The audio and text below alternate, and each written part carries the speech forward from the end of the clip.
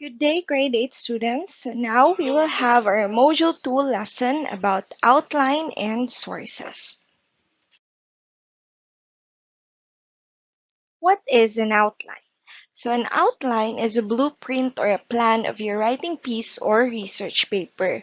An outline allows the writer to come up with ideas and arrange these ideas according to the relationship.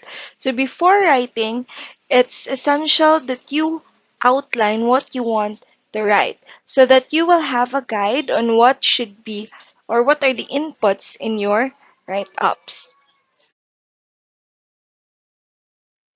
Now, there are two types of outline. This is a topic outline and a sentence outline. When we say topic outline, it contains words or phrases only.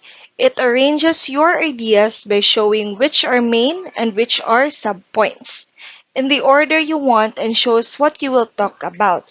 So basically, these are just subheadings of what you want to include in your topic. So, as the name implies, it identifies all the little subtopics that your paper will cover and shows how they relate. This is an example of a topic outline. Here. So we can see here these are only words and phrases. You just outline what you want to talk about literature. So in your first paragraph, you want to include its definition and influence on people. There are no other details. It's just a guide of what you want to input in the part of your essay. So that is a topic outline. In our next lesson, we will learn more on how to write a topic outline. Next, we have the sentence outline.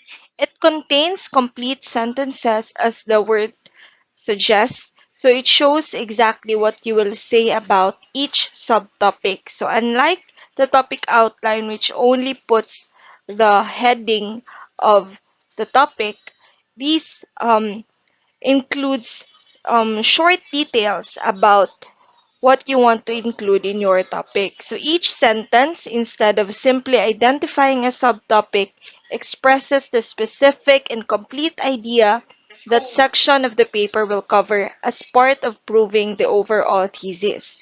So here is an example of a sentence outline. As we can see, unlike the topic outline, the sentence outline have short details about what you want to input in your write-ups. So this is an example of a sentence outline. Now, by making an outline, it is important to know where you can get your sources. And that's when we have to identify whether we need to get primary sources or secondary sources. So we have two types of sources. Let's discuss first the primary sources. Our primary sources are original pieces of work, and we use primary sources to help us learn about an event, topic, or historical period. From the word itself, primary, this is the very first source that we can get. It's from the original. It's direct to the direct information from the involved or people involved in the event, or yeah, from the word itself, original.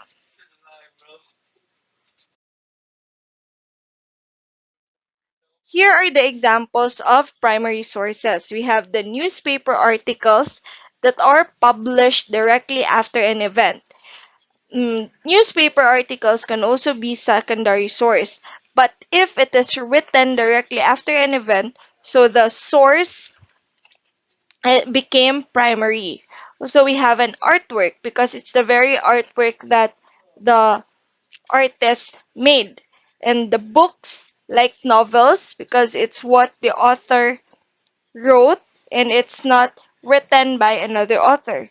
The performances, live performances, we have letters, diary entries, original photographs, reports, speeches, or surveys.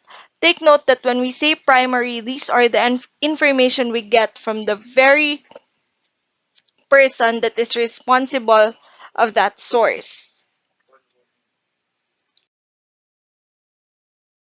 Next, we have the secondary sources.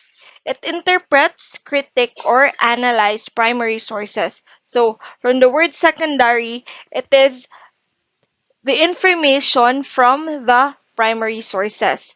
Writers of secondary sources look at primary sources to develop meaning from them and create their own analysis of the primary source. So, secondary or information from the primary source.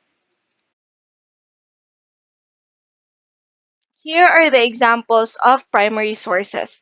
So we have reviews, essays, since the information from these are from primary sources. We have the newspaper articles that analyze or discuss older events. Unlike the primary source, the secondary sources, newspaper articles are from the primary source and then they discuss it again based on that primary source. And we have comments on blogs and articles, and we have textbooks. When we say books like novels, it became primary source because the author wrote that. But when we say textbooks, there are information that are from other primary source. That's why it became a secondary source. Those are the two sources that we have to identify to get the credible sources that we need when we are writing an outline or when we are writing a piece. So, example, when you read a book, say The Notebook by Nicholas Sparks, the book is a primary source because you read the novel itself. But when you read a review about this book, say the writer's opinion on the characters and the manner on how the author wrote this book, then that became your secondary source. So that is how you distinguish primary and secondary sources. Oh, that's it for today. We just distinguish the two types of outline, the topic and the sentence outline, and the two types of sources, the primary and secondary sources. On our next lesson, we will learn more on how to use those sources in writing an outline. That's it for today and see you on our next class.